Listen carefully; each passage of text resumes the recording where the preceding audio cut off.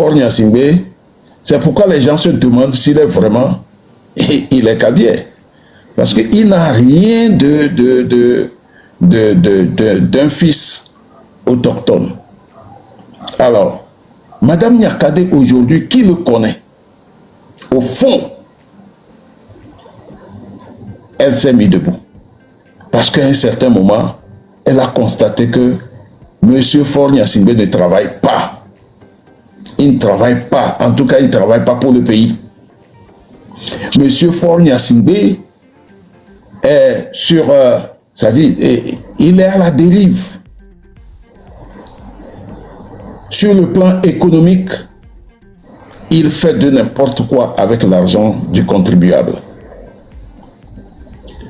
Elle a participé au gouvernement.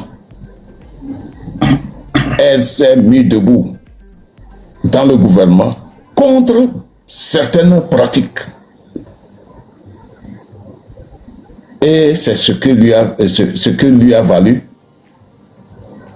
le limogeage après 2 ans.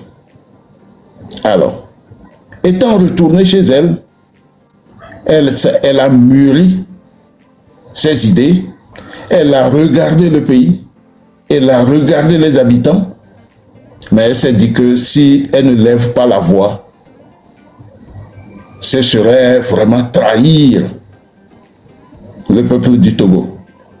Et puis, pour ses détracteurs, je dirais qu'il n'est pas tard de bien faire.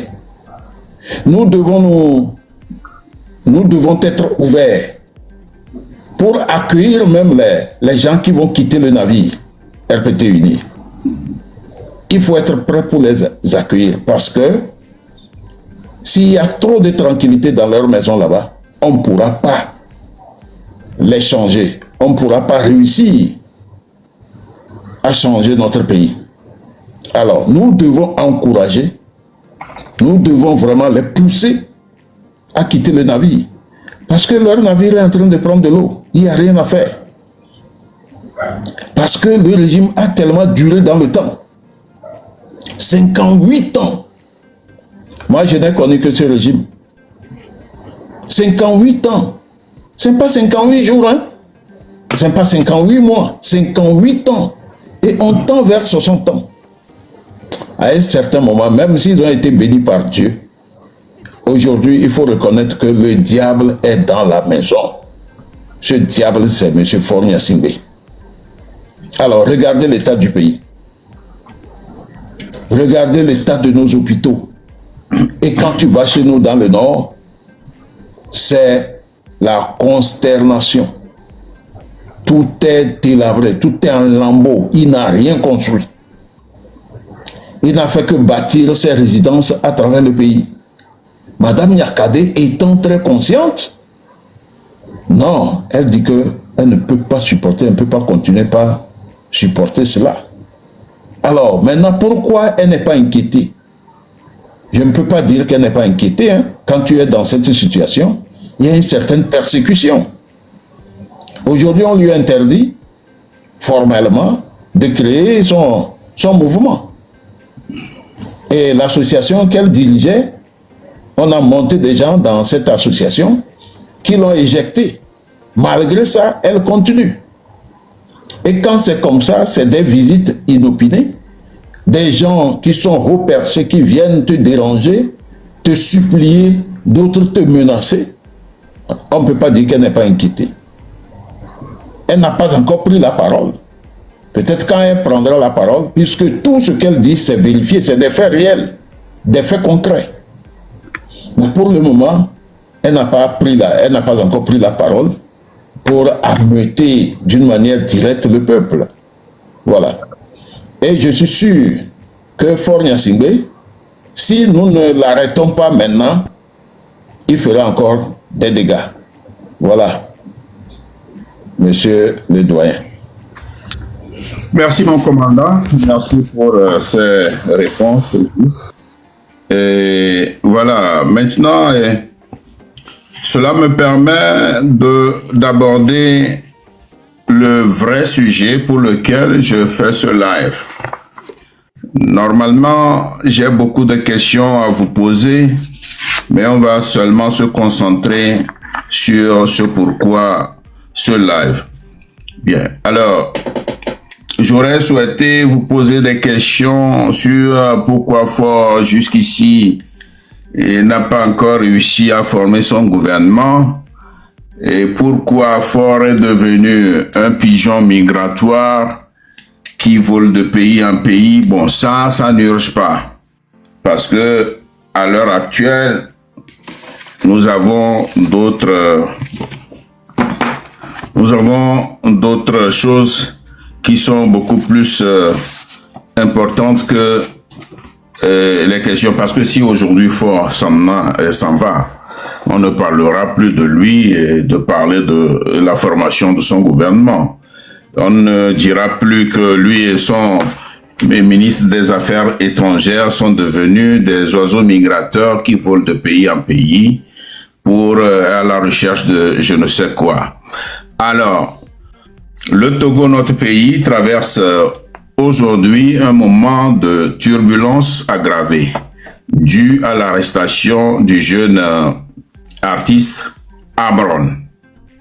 Bien, alors, la question que je m'en vais vous poser est maintenant, est-ce une manœuvre en vue de décourager les jeunes qui certainement sont dans les rues depuis avant-hier, ou qu'est-ce qu'il veut en arrêtant le jeune? Cette question revient parce qu'elle est cruciale. C'est à partir de ce jeune homme que les choses ont commencé au pays. Les jeunes se sont levés pour réclamer la libération de leur frère Amron, qui a parlé en leur nom. Et à part cela, ces jeunes qui sont sortis depuis avant-hier, alors pourquoi cette arrestation? Et nous allons tomber sur la stratégie. Comment pensez-vous que nous devons mener cette lutte pour faire partir Faure? Parce qu'on a vu que la première nuit où les jeunes étaient sortis, j'ai suivi toute la nuit et la sortie des jeunes, c'était bien, mais le lendemain, c'était hier le 6, n'est-ce pas? Oui, hier, toute la journée, on a vu que les jeunes sont dans plusieurs endroits du quartier, et dans plusieurs endroits, mais c'était pas un bloc comme ça qui se dirige vers... Mais néanmoins, j'admire le courage de ces jeunes qui ont quand même osé. Et la stratégie à mettre en place, ce que je vous demanderai sans doute de vous prononcer sur cette stratégie-là. Qu'est-ce qu'il faut faire? Que diriez-vous à ces jeunes? Parce que ces manifestations sporadiques, si elles s'estompent, c'est fini. Faure reprendra du poil de la bête et nous aurons échoué. Mais je pense que nous n'avons pas le droit d'échouer. Qu'est-ce que vous en dites? Cette fois-ci, la parole est au commandant avant mon lieutenant. Ok, il n'y a pas de problème. D'abord, je voudrais profiter de ce live pour saluer ou de demander de se mettre dans la rue. Nous ne sommes plus dans ce carnaval aujourd'hui. C'est les populations togolaises qui ont arraché cela.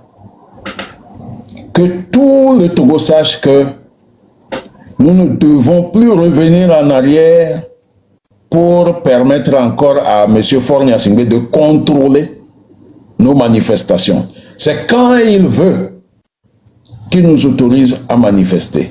Maintenant, c'est fini. Nous lui avons arraché cela. À tous les jeunes du Togo, la mobilisation doit continuer.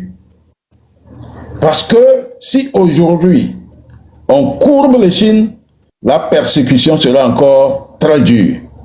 Rappelez-vous des événements de 2017-2018, où les populations, ce moment-là, mais c'était des masses gigantesques. Mais à travers la ruse de M. Faure Gnassingbé, qui a trompé les Togolais qui va faire un dialogue sérieux, et le Ghana de Nana Akufo-Addo était complètement dans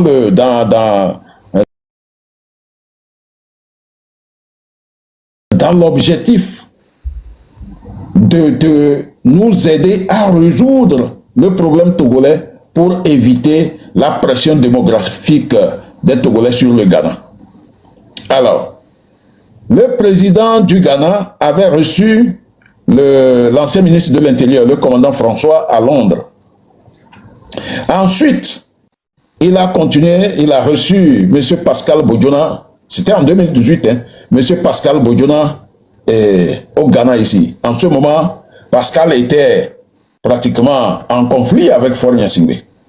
Alors, lorsque M. Faure Gnassingbé a constaté que le président Akufo-Addo était sérieux et il voulait à tout prix aider les Togolais à résoudre leurs problèmes, il a prévu assainir les institutions de l'État de l'État togolais et faire en sorte que les élections au Togo soient transparentes et étaient il tendait vers une élection sans Faure Gnassingbé. Voilà. Donc, Faure Gnassingbé ayant appris cela, il a envoyé des émissaires chez Macron. Parce que, comme d'habitude, le régime du Togo, quand on parle de dialogue, c'est eux qui gagnent toujours. Et ils tournent les gens en bourrique, ils trompent les Togolais, et à la fin, ils s'en sortent. C'est pour ça, d'ailleurs, entre 1993 et 2007, le Togo a connu la disette par rapport aux relations bilatérales et multilatérales avec les partenaires.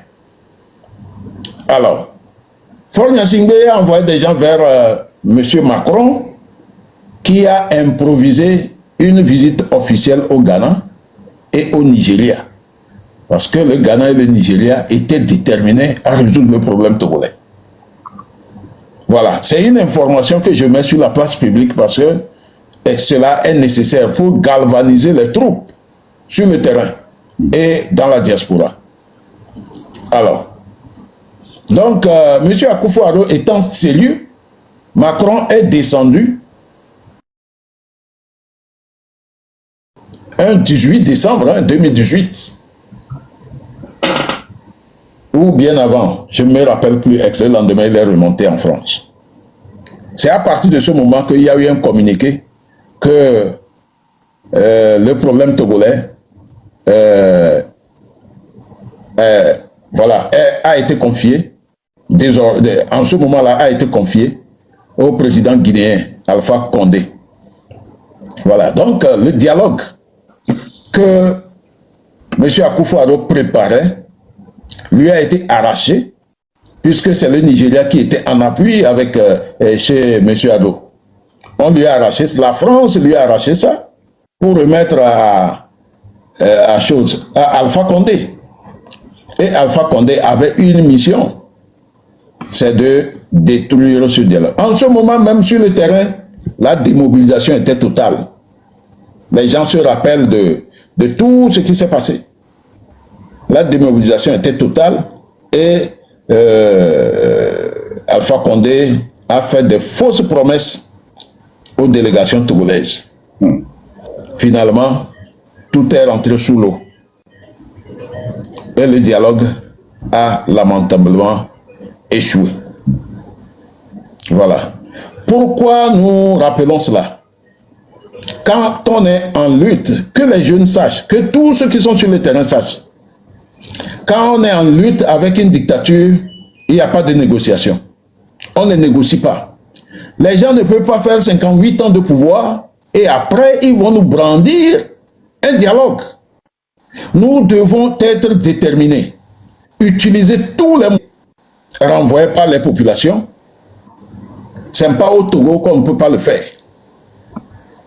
Il faut qu'on se prépare, qu'on soit persévérant.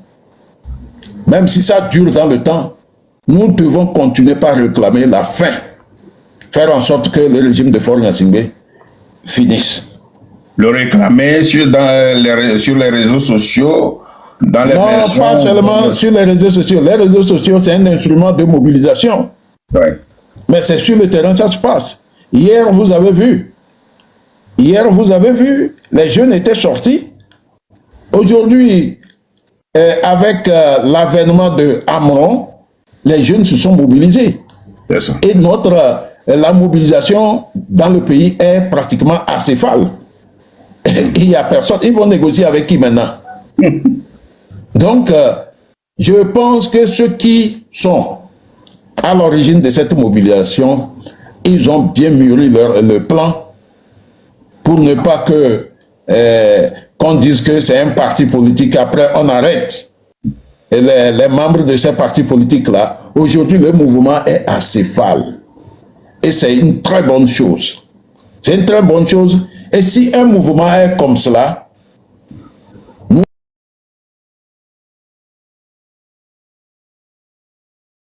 tous les Togolais doivent se mobiliser. Mais là, mon commandant, est-ce que pour les jeunes là, comme le mouvement est acéphale, il n'y a pas de dirigeant qui, lance les mots d'ordre. Est-ce que ça va continuer comme ça ou bien il va falloir, et après tout, organiser la lutte en choisissant quelqu'un à qui les jeunes doivent, comment dirais-je, que les jeunes doivent écouter? Non, nous ne sommes pas encore arrivés là. Okay. Il faut attendre encore. Il faut que la mobilisation soit monstre. Okay. Et c'est la population qui va désigner celui en qui on fera confiance. Ça s'est passé au Burkina. Quand Blaise est parti, les militaires ont voulu prendre. Et le colonel Isaac Zida n'a fait que 3 jours de pouvoir. Et c'est la population qui a désigné Kanfando pour faire la transition. Parce que nous tous qui sommes dedans là, on se connaît. La population connaît qui fait quoi, qui est qui. Le moment arrivé, c'est ça. Le balai citoyen, tout ça là, au Burkina là, c'est pas eux qui sont montés, mais plutôt c'est eux qui ont proposé des gens et c'est passé. Voilà. Donc, pas de recul. Il faut tout faire pour que ce mouvement ne s'émousse pas. Il faut tout faire pour garder la flamme. Et je compte sur les jeunes qui sont de la diaspora et qui, à travers les réseaux sociaux, ont réussi à sortir les gens dans la rue. C'est Amron qui a donné la date et je pense que aujourd'hui c'est historique. C'est ce jeune qui a commencé par... il a commencé quelque chose sur les réseaux sociaux, sur place, sur le terrain. Et comme nous tous, nous savons, la liberté d'expression dans notre pays, c'est devenu un serpent de mer. On le dit, mais quand tu veux pratiquer cela, on t'envoie en prison. Moi-même, j'ai été victime de ça en 2013. Je me suis exprimé sur une radio, ça m'a valu la prison de Mango. C'est juste pour terroriser les gens. Parce que vous parlez, on peut même vous assassiner parce que vous parlez. Lorsque vous parlez et cela donne, les gens vous écoutent, vous êtes à éliminer par ce régime-là. C'est pourquoi, entre-temps, je disais que l'ennemi même du régime de Faure Gnassingbé, c'est la démocratie et la liberté d'expression. Ils le disent, mais ils ne le pratiquent pas. Il suffit d'être dans cette logique de liberté d'expression. On t'arrête. Amron même a fait les frais. Et tout le monde sait qu'il n'y a plus de liberté d'expression dans notre pays. Parce qu'on dit, on a insulté le président. Mais le président, pourquoi? C'est un dieu. Pourquoi ne pas l'insulter? Mais allez dans les pays de la sous-région, vous allez voir. Mais on prend le président à la radio. On le dissèque, on le coupe. Mais rien ne se passe. Parce que quand vous êtes président, un citoyen, vous estimez qu'un citoyen vous a insulté, mais ça fait partie de la liberté d'expression. Qu'est-ce que vous, en tant que président, vous devez faire? Vous portez plainte si vous pensez que vous avez été insulté. Vous portez plainte, mais normalement, dans la liberté d'expression, quelqu'un vous insulte, vous aussi, vous pouvez l'insulter. Parce que l'insulte, là, ce n'est pas une violation des droits de l'homme, non. L'insulte, il n'y a rien de physique dedans. L'insulte, ce n'est pas la violence. L'insulte, ce n'est pas tirer sur quelqu'un ou poignarder quelqu'un. Donc, c'est la parole. Parole contre parole. Vous êtes président, quelqu'un vous insulte. Si vous êtes président, un président sage, vous devez comprendre que vous gouvernez ou vous dirigez des millions de personnes. Et ce n'est pas tout le monde qui peut être d'accord avec vous. Un dirigeant, c'est un dépotoir. Mais est-ce que les gens, président, est-ce qu'il est dans les maisons pour savoir tout ce que les gens disent de lui? Donc si c'est comme ça, il va arrêter tout le monde. On t'insulte, tu es président, si tu es sage, ça peut, tu peux laisser tomber, hein? Tu laisses tomber. Il y a des présidents, les Français, le Macron même a été giflé. Les trompes sont insultés en longueur de journée sur les radios, sur les télévisions. Même dans nos pays limitrophes où la démocratie est très avancée, mais le président, on l'insulte. Même quelqu'un peut même se lever pour dire que demain j'irai tuer le président. Mais tu peux dire ça à la radio, on te regarde. On va attendre que tu viennes vers la présidence pour tuer le président. Là, tu es en train de commettre, tu as démarré la commission d'un acte délictueux. Là, on peut t'arrêter. Mais le fait de dire seulement que demain je vais aller tuer le président, ça ne vaut pas. On ne peut pas t'arrêter pour ça. C'est ça la profondeur même de la démocratie. C'est ce que nos dirigeants ne comprennent pas. Et ils pensent qu'ils peuvent régner indéfiniment en brisant les énergies des citoyens. Ce n'est pas possible. Un président, on dit, Amron l'a insulté. Et puis, certaines personnes, je dirais même, est-ce que c'est des intellectuels? Est-ce qu'ils comprennent? Est-ce qu'ils ont lu une fois la constitution de notre pays? Oui, le chef de l'État, on ne doit pas l'insulter. L'insulter, c'est un chef d'État, on ne doit pas l'insulter. Mais vous sortez d'où là? Un chef d'État, c'est un dieu. Mais ici, comme nous, le sang coule dans ses veines comme nous. C'est un homme comme tout autre. C'est le titre seulement. Et la sécurité autour de lui. C'est ce que certains Togolais regardent et considèrent un chef d'État comme quelqu'un qui n'est pas insultable ou quelqu'un à qui on ne peut pas s'adresser n'importe comment. Respecter l'autorité, respecter... Quelle autorité? Du moment où celui-là dirige notre pays, il vole notre argent. Il fait de n'importe quoi dans le pays. Quel respect vous voulez qu'on lui donne? Quel respect? Les gens meurent au Togo à cause du palu. Les gens n'ont rien parce qu'ils prennent tout l'argent du pays pour aller garder en Europe. Et vous voulez qu'on lui parle avec autre parti? Et c'est quelqu'un là élu même. 5e République là, on a vu qui? La population leur a donné son quitus. Est-ce que la population a dit quelque chose par rapport à leur 5e République? Il s'est arrogé le droit de s'auto-proclamer président du Conseil, tantôt président du Conseil de la République, président du Conseil de qui, et il fait désigner un président pantais qui jusqu'à aujourd'hui est invisible parce qu'on refuse de lui donner un bâtiment ou l'ancien bâtiment de la présidence. On ne veut pas qu'il aille là-bas. Mais on va revenir là-dessus. Ça, c'est un autre sujet. Voilà. Mais aujourd'hui, il faut comprendre que Faure Gnassingbé doit plier ses bagages.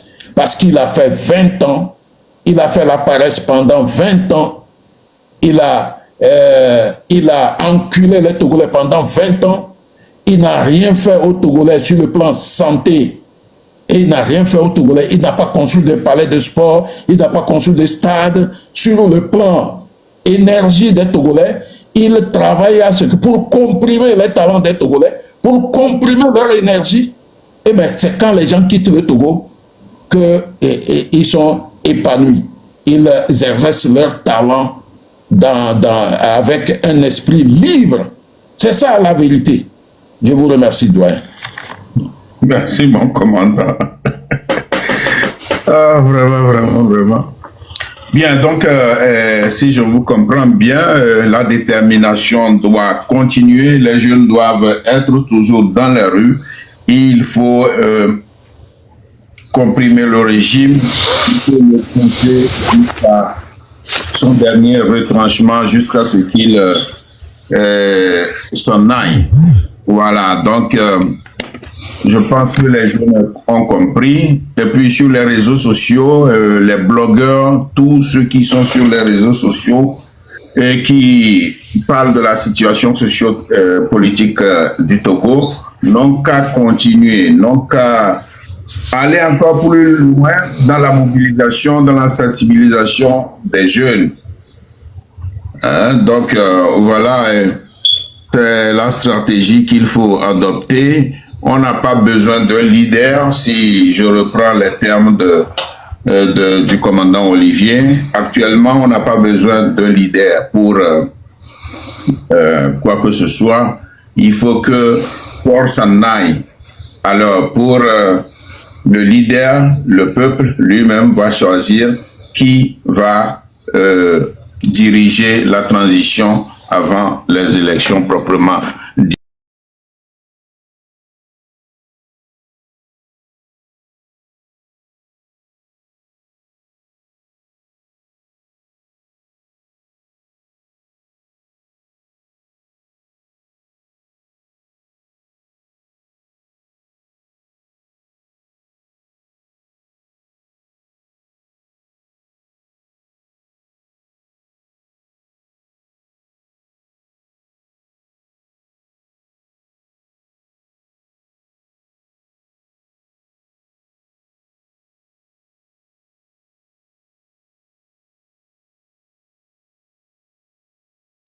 Ça a atteint un niveau d'audience extraordinaire.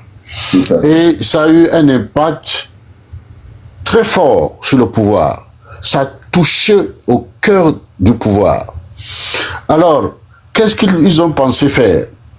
Ils ont pensé qu'il faut rechercher un mort, le prendre et le traiter comme ils sont en train de faire pour simplement provoquer un découragement parmi les jeunes. C'est ça. Et donc entraîner la fuite des jeunes ou bien l'immobilisme. Mais alors, ce qu'il faut condamner, c'est que c'est une pratique nazie. Le fait de prendre quelqu'un parce qu'il n'est pas d'accord avec vous, et vous l'amenez dans un asile psychiatrique pour lui faire des injections alors qu'il n'en est pas demandeur. Ça, c'est très grave. Vous touchez à la santé de la personne et ça ne peut que révolter davantage les jeunes. Et alors, pour dire avec le commandant que ce sera du non-stop, ce qui a commencé ne s'arrêtera qu'à la chute de ce monsieur-là. Donc, ça veut dire qu'il faut que les jeunes continuent. Il faut maintenant, après cette première sortie, qu'ils se réorganisent et il faudrait qu'il y ait un soutien pour une effectivité de ce qui a commencé. Il ne faut pas que cela s'arrête. Les opérations sur le terrain doivent être réorganisées. Ils vont avoir des conseils et tout ça et des moyens. Et il faut que cela ne doit pas s'arrêter. Ça doit être poursuivi dans la durée.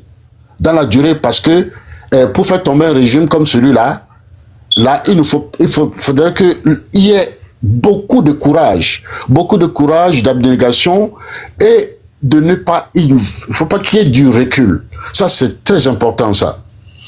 Donc, vous l'avez déjà dit, les réseaux sociaux et le soutien de l'ensemble de la diaspora est, on ne peut pas, important.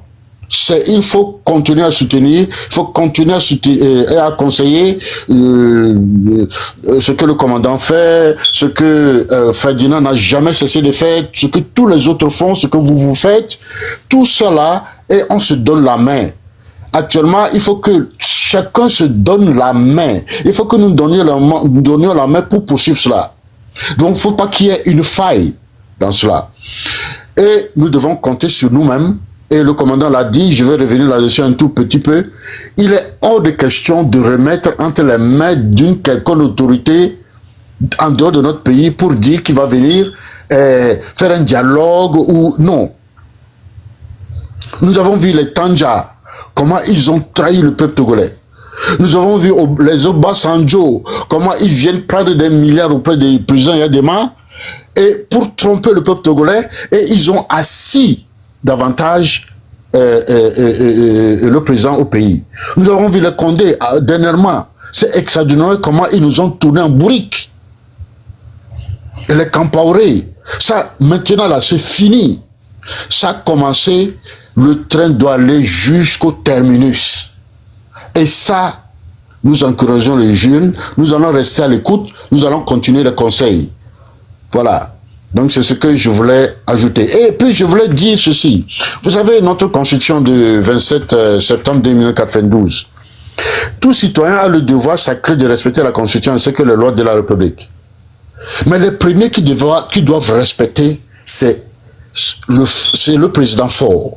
Et tous les citoyens, y compris le fort et tous ses ministres. Ce qui ne se fait pas.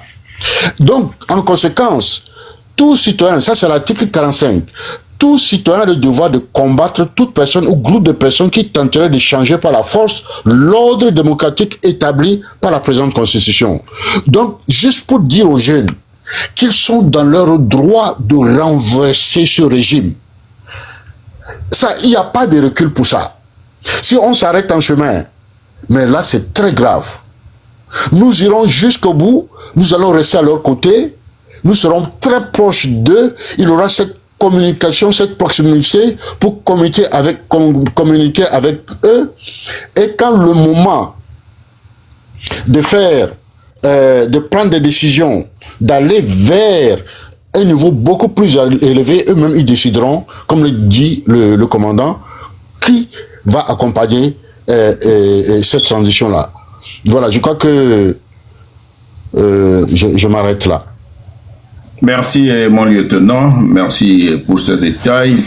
Maintenant, venons-en à l'armée. Vous avez remarqué depuis que les manifestations ont commencé au pays, la première nuit, on a eu l'impression que l'armée ne regardait même plus les jeunes allaient. Puis après le mandat, ils sont devenus des bourreaux. Parce que on déplore la mort d'un jeune. Après le jeune, il y a eu plusieurs blessés et d'autres ont été arrêtés. Bien, mon commandant, moi je souhaiterais que vous lanciez encore un message envers cette armée. Elle est là pour protéger le peuple et non pour défendre une personne, qu'elle soit présidente ou quoi. Donc, votre message à l'armée. Qui sont ces gens-là de l'armée qui tabassent les jeunes? J'ai vu un autre jeune qu'on a soulevé, ils ont fracassé son crâne et plusieurs sont arrêtés. Donc, quel message encore? Parce que vous avez... Des jeunes aujourd'hui, c'est eux qui ont la force nécessaire de prendre la rue et d'affronter l'adversité des soldats non patriotes. Voilà. On dénombre, on a appris qu'il y a un jeune qui a été frappé jusqu'à mort, un autre, le crâne fracassé. Ah. Voilà. Vous savez, toute dictature, pour la combattre, il y a souvent des égratignures du côté de la population. Mais ce que je vais dire à nos soldats patriotes, qui sont parmi eux, ils doivent faire un travail de fond sur le terrain. Lorsque leurs camarades sont violents envers les jeunes, puisque quand les jeunes courent, s'ils arrivent à arrêter un, là, il subit la fureur des soldats. Voilà. Et les patriotes qui sont parmi eux doivent intervenir pour arrêter cette manière de frapper les gens comme les gens étaient des animaux. Cette manière de frapper dans une violence inouïe. Ça fait partie des violations des droits de l'homme. Voilà. Aux jeunes qui s'éparpillent, aux jeunes qui courent, que ces jeunes soient solidaires. C'est tout comme les buffles. Quand le lion disperse les buffles, quand il attrape un, les autres reviennent pour sauver l'autre, le buffle en difficulté. Ils viennent même arracher le buffle de la gueule du lion. Oui, oui. Que tous les jeunes Togolais apprennent à courir et à revenir pour sauver celui qui est en difficulté. C'est ça. Souvent, ce qu'on a remarqué, un seul véhicule des militaires, souvent c'est les véhicules de couleur vert armé, c'est eux qui exagèrent. Quand un véhicule vert armé avec 4 personnes derrière et 2 personnes devant, un seul véhicule, cher jeune, un seul véhicule ne peut pas disperser 20 personnes. Mais lorsqu'un seul véhicule disperse 1000 personnes, c'est que c'est grave. C'est grave. Cher jeune, changez de tactique. Changez de tactique. Si vous êtes organisé, quand un camarade est arrêté, en train d'être frappé, on veut l'embarquer, vous pouvez revenir et le véhicule ne partira plus. Parce que c'est la violence qui appelle la violence. Voilà. On doit laisser les Togolais s'exprimer. Quelle est cette manière de sortir les militaires à tout bout de champ? Les militaires ne sont pas formés, ne sont pas faits pour le maintien d'ordre. Que la population comprenne, que les militaires même eux-mêmes comprennent.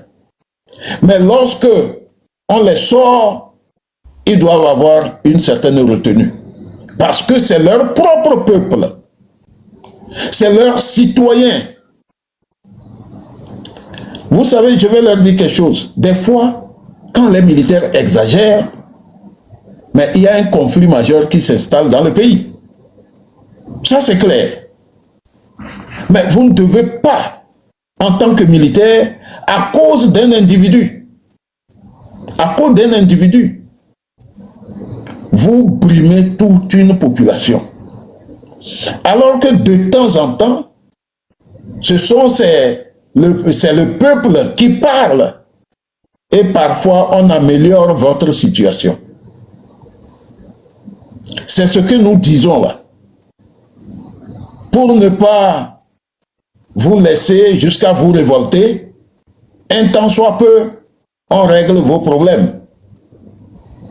Aujourd'hui, ce que nous avons appris hier, dans le live de nos frères, paraît-il que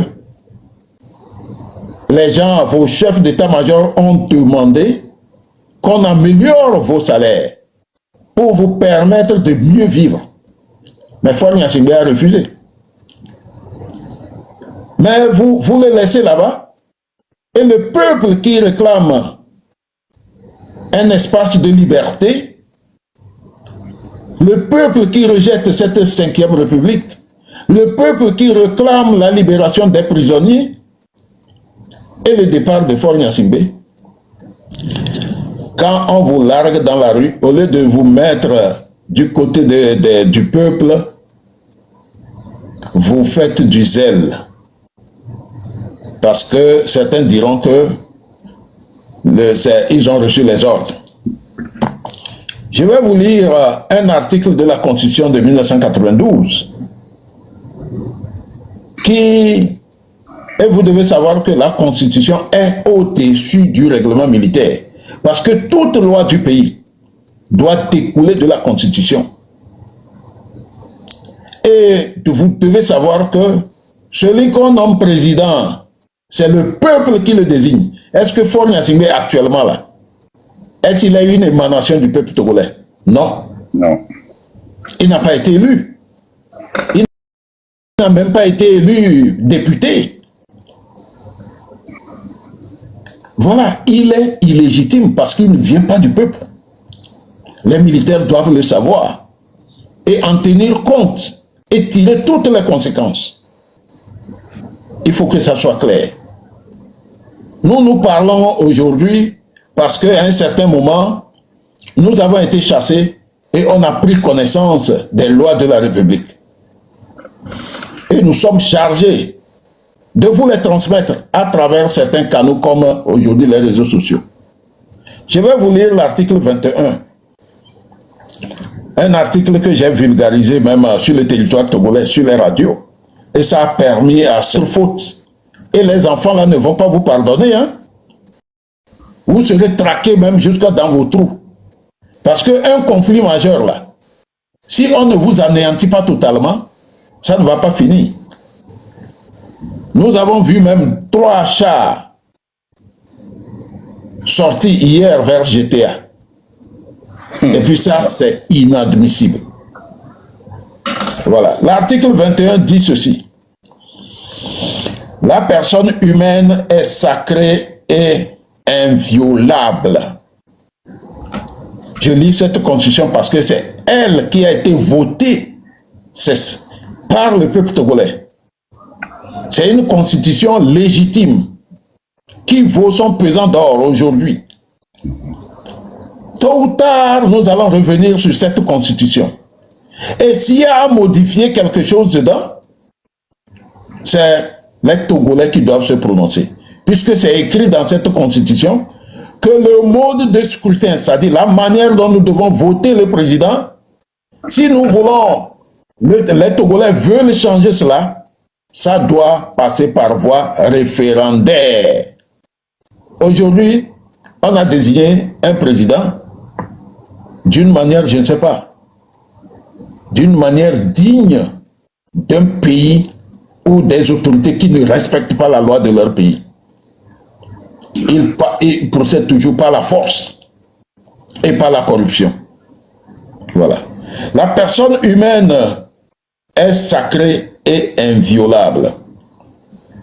Nul ne peut être soumis à la torture ou à d'autres formes de traitement cruel, inhumain ou dégradant.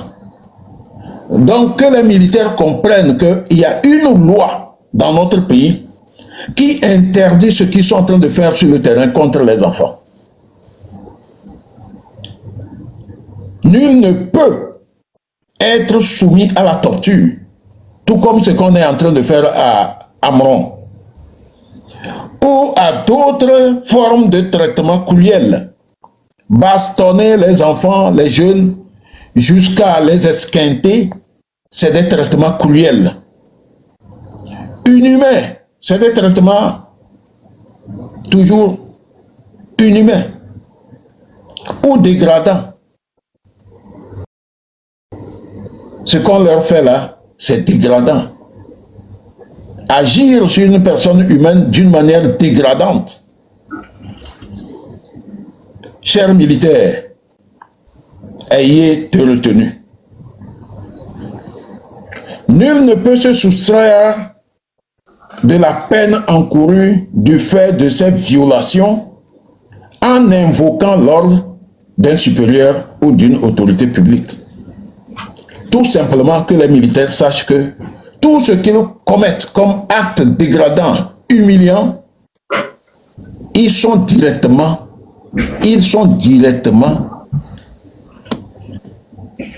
concernés. Le chef qui leur donne l'ordre là, il ne faut pas qu'ils pensent que c'est le chef seulement qui est dedans. Celui qui commet l'acte est responsable immédiatement. La loi ne l'épargne pas. Donc vous ne pouvez pas vous cacher derrière un ordre d'un chef pour détruire la vie ou mettre quelqu'un en difficulté sur le plan physique. Vous ne pouvez pas vous cacher derrière un ordre d'un chef. C'est ça. Tout individu, tout agent de l'État, vous les militaires, vous êtes des agents de l'État, coupable de tel acte, soit de sa propre initiative, soit sur instruction, sera puni conformément à la loi. Tout ce que vous êtes en train de faire, un jour viendra, on vous montrera des caméras et vous-même, des vidéos et vous-même, à l'œuvre. Et ça, c'est une preuve palpable. Et vous allez répondre devant les tribunaux. Tout individu, tout agent de l'État est délié du devoir d'obéissance lorsque l'ordre reçu constitue une atteinte grave et manifeste au respect des droits de l'homme et des libertés publiques. Alors, militaire sur le terrain, votre chef vous donne l'instruction de casser le pied d'un manifestant. Vous avez le devoir de refuser cet ordre-là. Parce qu'il y a des moyens légaux pour disperser la foule. Ce sont les gaz lacrymogènes, les boucliers que tiennent les gendarmes et les policiers, et puis leur manœuvre sur le terrain. Ça permet de disperser la foule. Mais vous n'avez pas le droit de frapper les jeunes, de frapper un citoyen parce qu'il est dans la rue, le frapper jusqu'à le blesser. Tout ce que vous pouvez faire, c'est de faire en sorte que le manifestant se disperse. Attraper des gens, les frapper ou les embarquer, ça ne doit pas se faire. C'est dans quelles circonstances on embarque quelqu'un. Si quelqu'un est meneur, c'est les meneurs comprend. Meneur dangereux, oui. Meneur dangereux, oui. Mais si les gars ne sont pas dangereux, ils ne lancent que des cailloux. Les cailloux, c'est quoi? C'est rien, vous avez les moyens de protection. C'est une sorte de manière pour les citoyens de s'exprimer. Sortir dans la rue, lancer le caillou, c'est une expression. Vous, militaires ou gendarmes dans la rue, vous êtes le...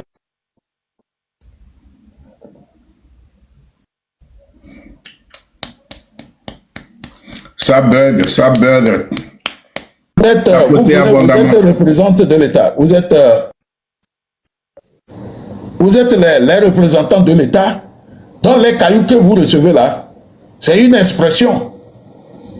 Et l'État vous a donné des moyens pour vous protéger. Contre le jet de pierre. Contre les jets de pierre. Oui. Mais vous, militaires, vous vous fâchez même plus que l'autorité même. Et vous commettez des bêtises dans la rue. Non, ils font quoi? C'est Fort Gnassingbé qui est visé, c'est pas vous. Les cailloux que vous recevez. Reprenez-moi ça là. Ils font quoi? Ils se fâchent plus que... Ils se fâchent plus que l'autorité même.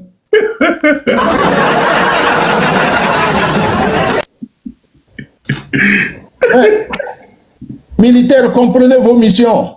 Votre mission principale, c'est de protéger le territoire et l'intégrité du territoire avec les armes que la population ou le peuple vous a remises. Mais vous n'êtes pas autorisé à tuer et à blesser votre propre population à cause d'un individu.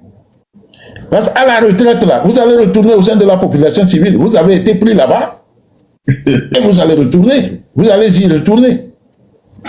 De grâce, chers militaires, ce qu'on voit dans les vidéos, c'est pas normal. C'est pas bien. Ça ne... Tapotez, s'il vous plaît.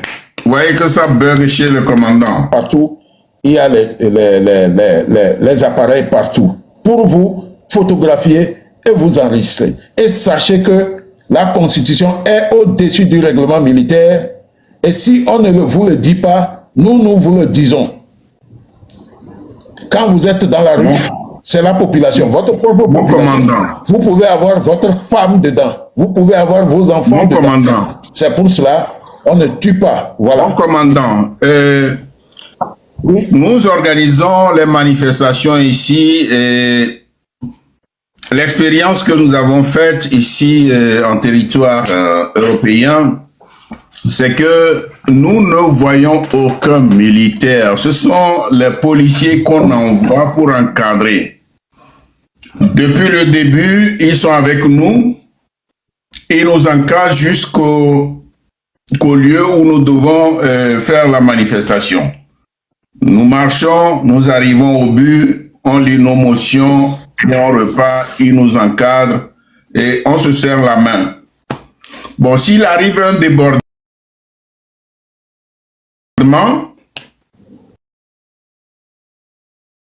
ils savent comment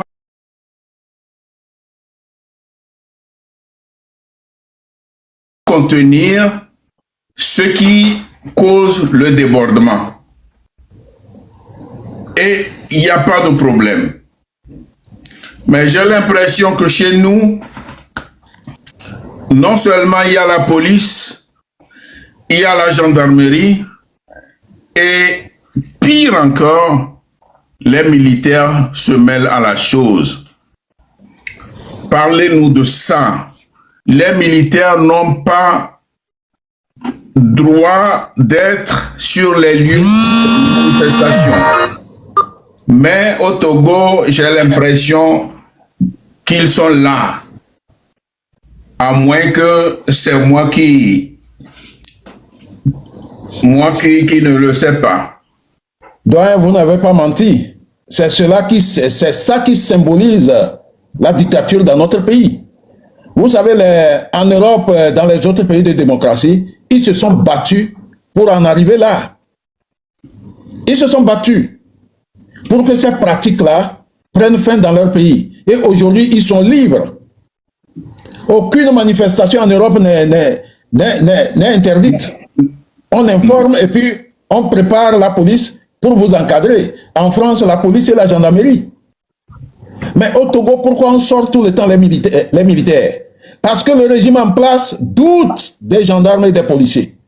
D'abord, mon commandant, quand je parle de manifestation ici en Europe, tu le fais au nom d'une association. Tu le dis aussi. Bon, alors, ils vous disent ce que vous avez à faire. Ils vous demandent combien vous serez le jour de la marche, afin qu'ils sachent sortir. Est-ce que vous serez avec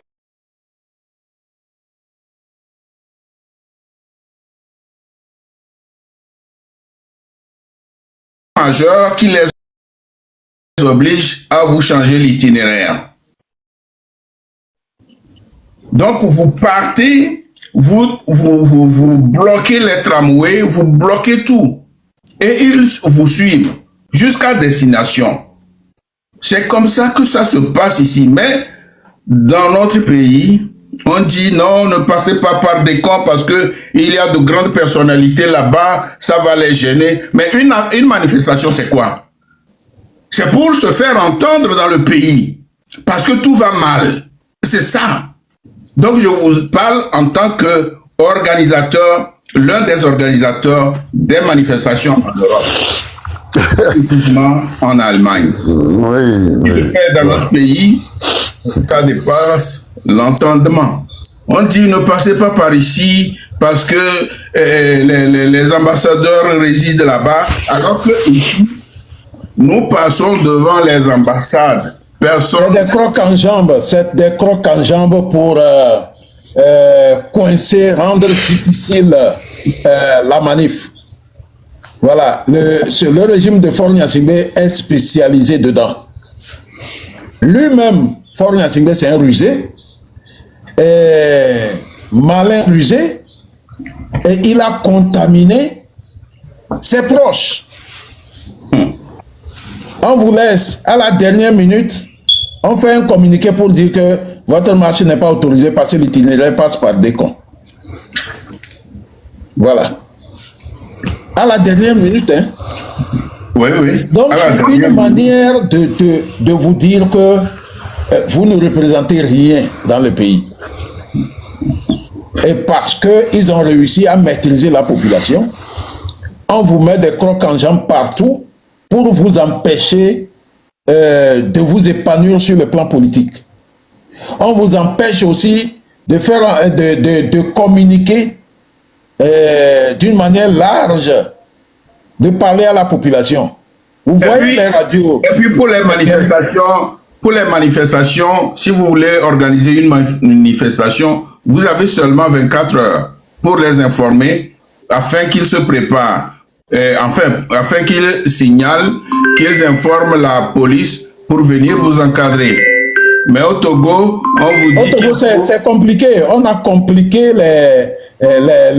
Vous savez, au sein des militaires du Togo, il y a le noyau dur, ceux qui ne veulent pas que le pouvoir change de camp. Souvent, c'est eux qui agissent comme ça dans la rue. Et quand vous êtes militaire, vous n'agissez pas comme eux, vous êtes taxé d'opposants, et arrivé au camp, on fait des rapports sur vous. C'est ce qui justifie l'exagération de certains. Voilà, c'est pour cela les militaires patriotes sont plus nombreux. Ils sont plus nombreux. On les incite à ce qu'ils puissent arrêter leurs camarades qui exagèrent. Mon commandant, un instant. Il y a la Kazo Baba qui dit ces conseils-là, ça ne sert à rien. Mais vous êtes qui même? Ce sont les conseils qui édifient. Si on ne donne pas des conseils, comment les gens vont-ils se prendre? Hein, vous racontez du n'importe quoi là. Celui qui dit que ces conseils ne servent à rien, donc comme l'a dit, de rêver d'être président. Et vous, comme vous le savez, M. Faure Gnassingbé est en train de coacher sa fille pour venir le remplacer. Que nous tous, nous le sachions, la présidence là, ou l'État togolais là, n'appartient pas à Faure Gnassingbé. Ça appartient à tous les Togolais. C'est ce que vous devez comprendre. Et vous ne voulez pas accepter cela. Donc vous êtes obligé de tuer les autres Togolais, de les frapper, de les blesser, pour qu'ils n'envisagent pas gouverner le Togo un jour. Vous n'allez plus continuer comme cela. C'est pourquoi Amron s'est réveillé et il a réveillé le peuple. Aujourd'hui, c'est la rue. C'est à travers la rue. Il faut aller jusqu'au terminus, comme l'a dit mon aîné Badier. Je vous remercie, doyen. Merci, mon commandant. Bon, Monsieur Ali, un instant, excusez-moi de... Non, je vous en prie. Vous savez comment je fonctionne ici dans mes lives. Je vous en prie. Quand j'ai des invités, c'est eux qui ont la parole, je leur pose des questions, ils parlent, ils finissent, et puis après, vous qui avez des questions à leur poser,